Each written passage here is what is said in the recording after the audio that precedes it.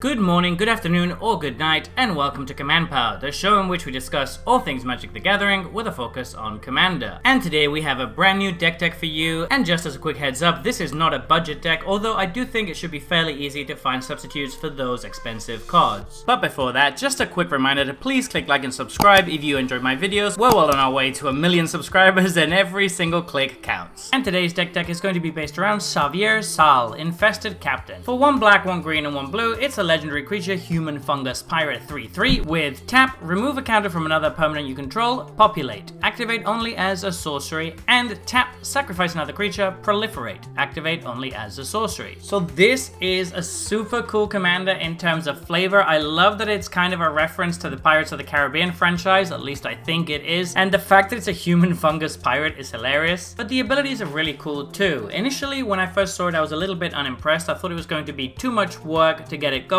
but as I've been looking into it and building this list, I actually think that it can be a very powerful deck, and there's lots of fun little interactions that you can kind of pull off to allow this to really go nuts, particularly with the populate side of things. We've seen a lot of commanders that proliferate, but we haven't seen that many that have a repeatable way to populate, so this is really welcome and cool. So without further ado, let's get started, and we're starting off with Adrix and Nev, twin casters. This is going to work super well with all of the token creation we're doing. We really love doubling up on all of that. Arixmathes Slumbering Isle is a really interesting one. Now, it's usually a decent card to start off with, but the reason we have it in here in particular is because it's very good when we get to remove the counters from it with our commander. Birds of Paradise is really good for ramping up Xavier Sal early on. Later in the game, when we don't need the mana anymore, it can be sacrificed to proliferate. Bramble Sovereign is one that I really like because it allows us to get extra copies of basically any creature we have as long as we pay 2 extra mana when it comes into play. We can then proliferate those token copies. Canker Bloom is a really good card in most commander decks, and it's going to work better than normal in this one because we definitely want the proliferate effect. Chasm Skulker is very strong. It works very well with all the proliferating we're going to be doing, and then when it actually dies, it's going to make a bunch of tokens that we can use to get even more proliferate, so we end up using every part of the squid. Danny Pink works very well when you're proliferating, as long as we can get some counters onto different creatures, which shouldn't be that difficult. This is going to draw us a lot of cards. Defiler of Vigor is one of the ways we get counters onto all of our board. That makes all of our proliferate effects better, and it also makes it easier for us to find fuel to populate. Devoted Druid works really well with Xavier Sal because we get to put extra counters on it and then remove them with our commander, thus allowing us to constantly use Devoted Druid. Essex Fractal Bloom can make for some very interesting combos. Most of the time we're only going to be getting 1 token off of this. We don't have any ways to make a ton of tokens, but it is cool that we can basically get a token copy of any creature, which is sweet. Evolution Sage is a great card in a deck that's looking to proliferate like this. Azuri Stalker of Fears is going to reward us every time we proliferate by drawing us a card. That synergizes very well with our commander. Fathom Mage can get a bunch of counters on it early, and then later on when we start proliferating, it's just going to draw more and more cards. Flux Channeler is yet another way to proliferate. We do have a lot of non-creatures in this deck, so this should be triggering a lot. Gallagradus is one of my favorite cards, and it fits this deck perfectly. It's going to make tokens, which we're interested in, but it's also going to give us +1/+1 counters that we can use for our commander. Glenlendra Archmage is a really powerful effect that can protect us from interaction from our opponents. It works particularly well in this deck because, of course, our commander can remove the counter from it, thus allowing us to use it again. Griswold the Dreadsaw is a really fun card that's going to spread out tokens to all of our opponents, and then whenever a token dies, it's going to get a counter on itself, and there should be a lot of tokens dying when we play this deck. Craft Triplets is already a very good card, but it becomes insane with our commander. Populating the tokens that it makes make it very difficult for our opponents to interact with us other than by board wiping. Jaya Sage is very solid, getting bigger and bigger as we play more creatures, which is then going to allow it to tap for extra mana, and of course we can also remove the counters from it in order to populate. Curious Follower works really well as ramp that can also untap our commander, allowing us to double dip into his ability. Master Biomancer is a classic counters card. It's going to allow all of our creatures to be really big. It works particularly nicely with all of those tokens we're making because they're always going to come in with at least 2 extra counters on them. Mazirek Crowl Death Priest is a great finisher in this deck. We have so many ways to sacrifice stuff that it should be very easy to make our team huge, and putting getting counters when we sacrifice stuff means that even if we're not going for lethal just yet, it works excellently with our commander. Michaeloth is one of the all-stars of this deck because it's going to devour stuff when it comes into play, and we should have a lot of tokens lying around, which then means it's going to come in with counters on it that can be removed to our commander, and it's also going to make more tokens every upkeep, so it just fits very well. Nemata, Primeval Warden, is going to mess with our opponent's graveyards a bit, whilst also giving us tokens as it does so. Here, Imaginative Rascal is a really good way to get extra counters since we have a lot of ways to put counters on our creatures. Rishkar Pima Renegade is going to allow all of those creatures with counters on them to tap for mana, and it almost pays for itself the turn it comes down if you have two creatures out already. Scurry Oak synergizes super well with this deck. We can repeatedly take off the counters that are getting put on to allow it to trigger the evolve more easily, and it even provides us tokens that we can sacrifice to Xavier Sal's other ability. Selesnya Eulogist is a great way to interact with our opponent's graveyard whilst also populating at the same time. This is a really powerful effect in this deck. Tekothal Inquiry Dominus is going to make all of our proliferate that much better, and it's trivial to make it indestructible in this deck. The Scarab God is another excellent finisher that can also be good just as a value engine in the mid game. Being able to make token copies of anything from a graveyard means that our commander is going to be able to populate some very juicy stuff.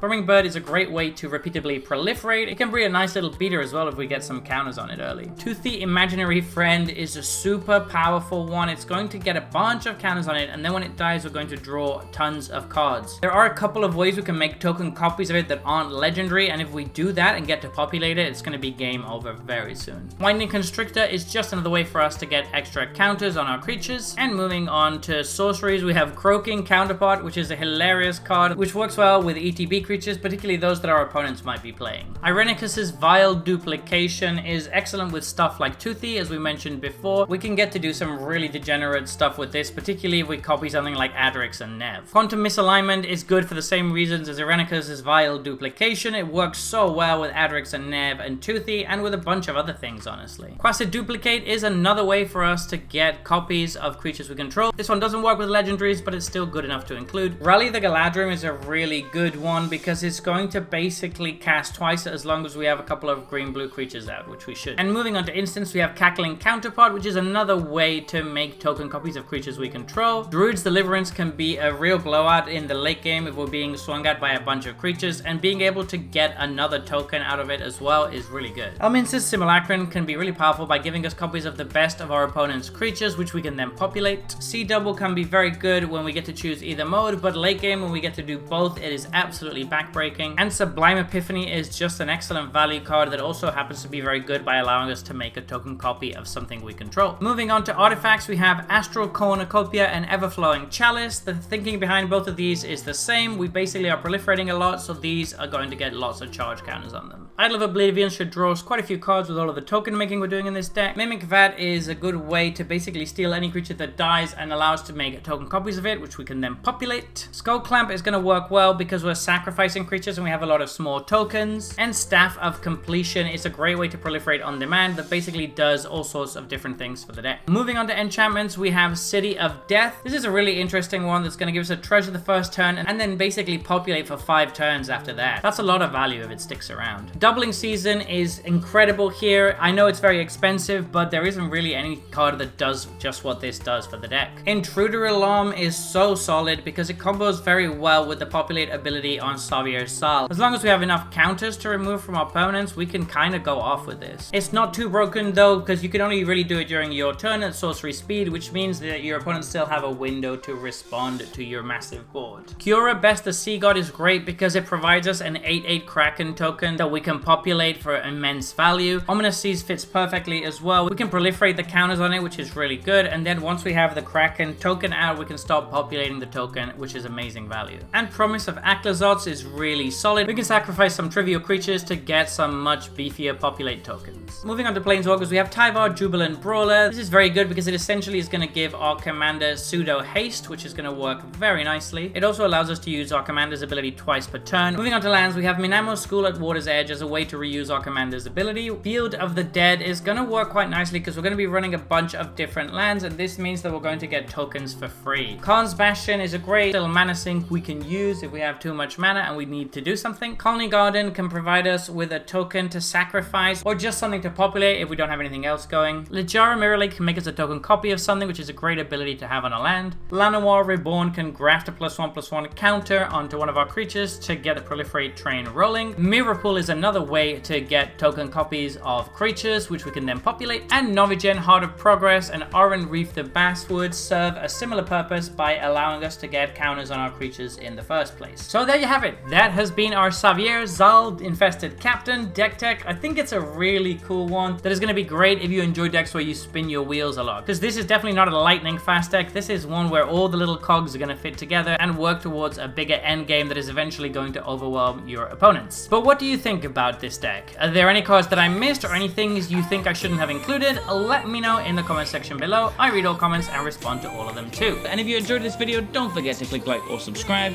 It really helps the channel. And until next time, take care.